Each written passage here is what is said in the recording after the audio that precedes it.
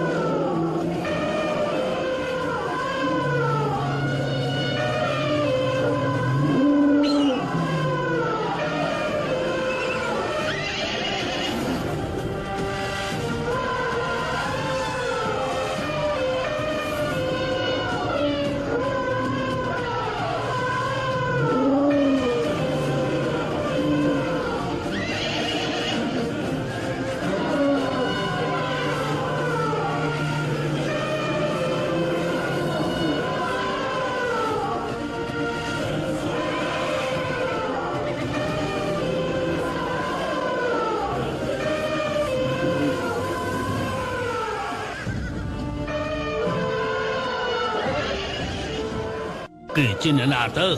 គេគឺជាព្រះរាជបុត្រសិទ្ធត្ថ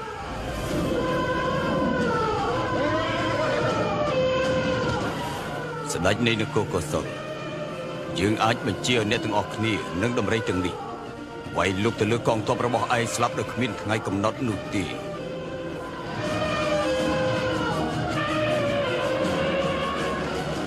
ហើយឯងនឹងកងទ័ពឯង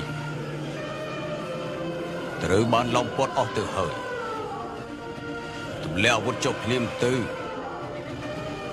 នឹងចាំអ្វីដែលយើងនិយាយប្រាប់ឯងទេឯងព្រមចុះចាញ់ឬក៏មិនព្រមយើងសុកចិត្តងាប់ចុះប្រសាជាងចុះចាញ់បានហើយឈប់បង្ហូរឈាមទៀតទៅឈប់ច្បាំងគ្នាទៀតទៅ